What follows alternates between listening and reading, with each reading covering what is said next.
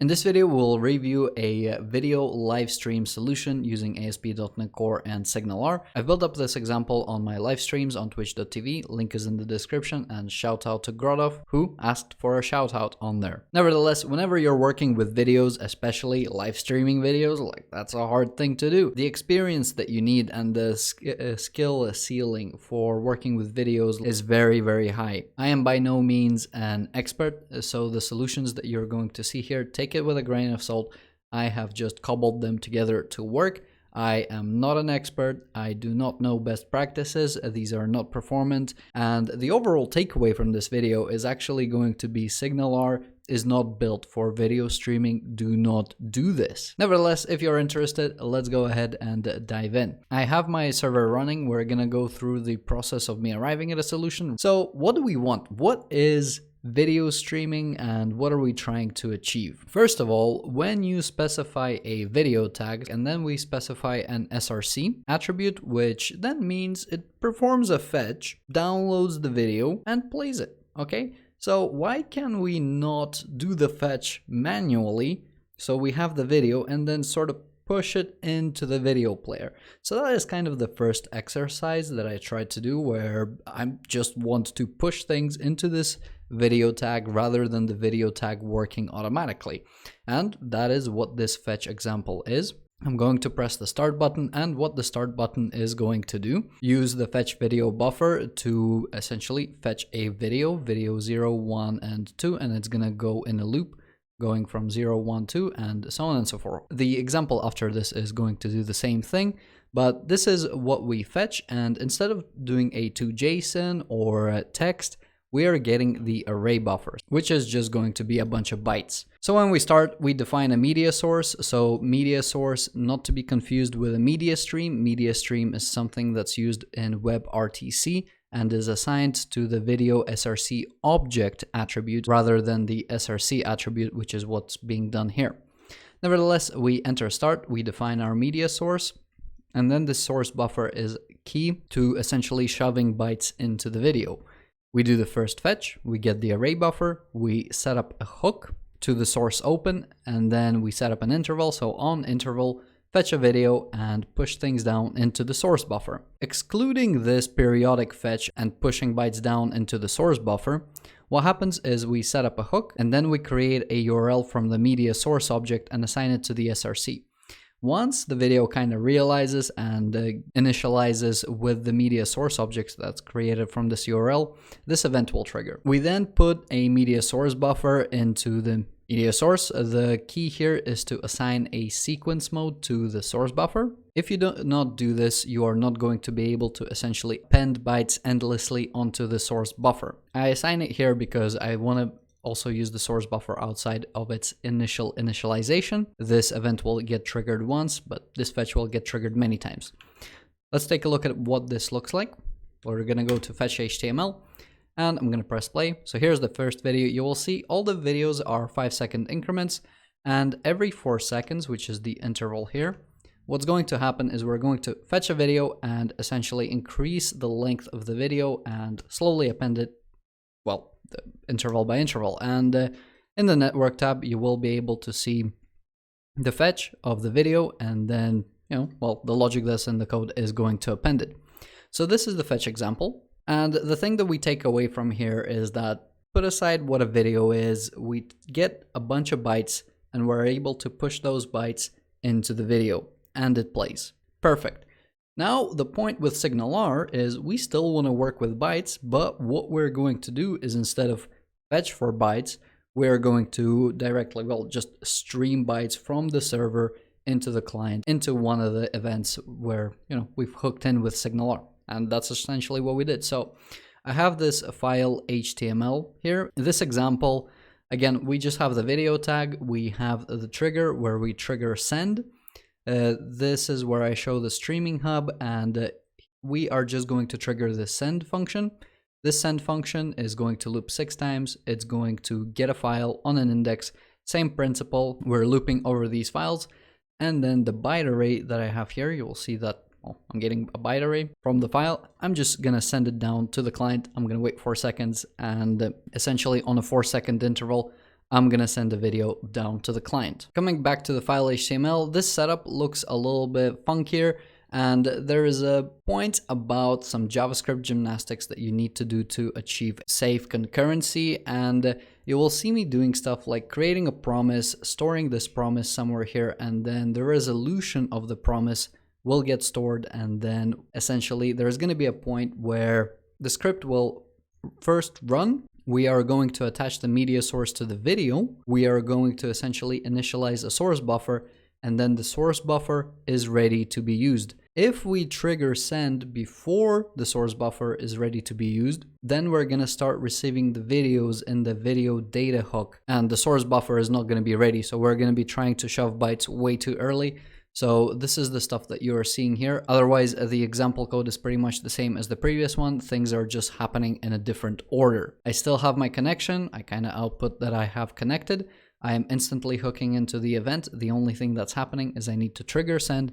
Then on the streaming hub, I will stream to this video data hook, which is here, which unfortunately, this is why SignalR is not built for this. When I send down my byte array, it automatically gets converted to a base64 string. For this, I'm using this base64 JS library that's pulled down from this CDN right here. I'm converting it to a byte array, and then I'm grabbing the buffer. So this will be the array buffer for the byte array, and that's what I'm pushing down into the video. Let's go ahead and take a look at this. So this has been playing for a while now. Let's load up the file, and we can see this actually in the connection. Let me refresh this because the connection is going to be there. If I can start, so we'll play and we'll see a similar effect. So this will be at 5 seconds first, then at 10 seconds, and I mean every 4 seconds we get a 5-second video getting pushed down into it. This is where in the stream, if it will open, come on. Here you will see around 7 megabyte, 7 is it? Yeah, I can't say. A 700 kilobyte video gets pushed down in a form of a base64 string. For this, then we will have to decode it, and now you can see my 6 index loop has ended here, so the video is essentially finished. Now that we have finished this exercise, where first what we did, we fetched the bytes, pushed them into the video. Now what we did is we read a file and we made SignalR push the bytes and it played.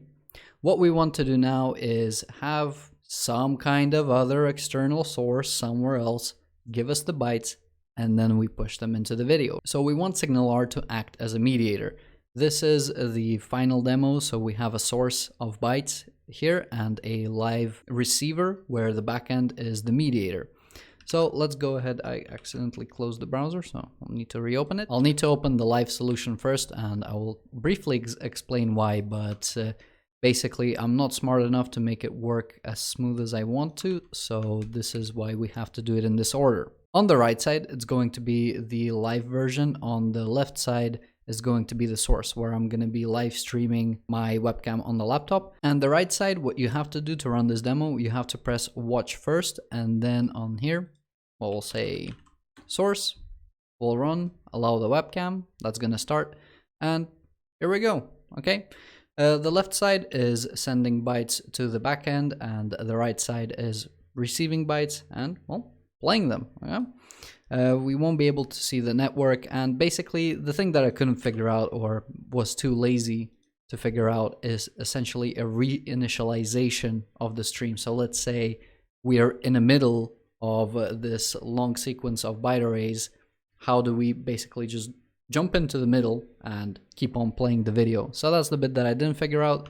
This is essentially why you have to do something like this, where you start watching first and then you load up the source, and that works. Otherwise, that's pretty much it for the demo. I will go over the solutions for this real quick. So source, again, we're using this base64. We have to chunk up the video that we are getting into small parts. So this is what you're gonna see here. Essentially, as soon as we initialize the page and the connection starts, this is when we try to get my webcam here, and we get a stream source. So this stream source that is being attached to the source object of the video source, this is where on the left side you've seen the camera. We then also put the stream into the media recorder, and the media recorder is what's essentially doing snapshots of the webcam stream that is being displayed in the video, right? So media recorder, on an interval, it will essentially ask to request some data, and on request data, whenever I trigger this, essentially this event gets fired. So handle data available,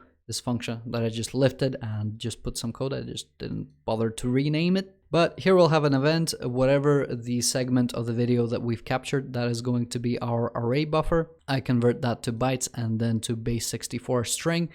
If it's bigger than a segment that we can send with SignalR, I have to essentially chop it up into smaller parts and then send them on the server. This is where I'm using streams and maintaining a session. So this right here, I mean, super simple, just a video data format and a stream, and I'm just forwarding it to all the other clients. This is where the live is receiving it. And this is where, again, I'm in this mode where I have to balance the things. Is the source buffer that allows me to push bytes into the video, is it always ready to receive the next segment from the SignalR backend service, right? SignalR is always sending, like as soon as it receives things from the source, it's going to try to send it to this live side, and live side may not be ready to append the next segment to the video. So this is where I've essentially created my own JavaScript channel implementation. So if in the previous video we've looked at C# channels, here I've created my own. I'm not going to go over this implementation. Go pull the source code down. Everything is in the description. But I have this channel to be able to pull array buffers in order and asynchronously, as well as basically push them down, reassemble the segments that I'm capturing with the media recorder, and just push those reassembled segments into the channel. Once the reassembled segments are ready to be consumed, they're reappended to the buffer. And this event right here, essentially what happens is when we kick this off, we pull a segment, we append it to the buffer, and then this event update end is once we have finished appending things to the buffer, this event will trigger. So once this event triggers, we then try to grab the next thing, we appended, this event triggers, we try to grab the next thing, we append it. If the next segment is not ready to be received, we are in the asynchronous state and we are awaiting it. But this is up to the channel implementation. Again, you can go take a look at it. I'm not going to cover it. Go pull the code down. Otherwise, this is it. This was a pretty fun project. I did it on my live streams. If you're not following me yet on Twitch, what are you doing? Go and do it right now. If you have any questions, make sure to ask them in the comment section. Thank you very much for watching. Remember, do not use SignalR for live video streaming. It is a lot harder than it seems, and SignalR is not actually built to transfer bytes, which is what's needed for performant live streaming. Anyway, have a good day and see you around.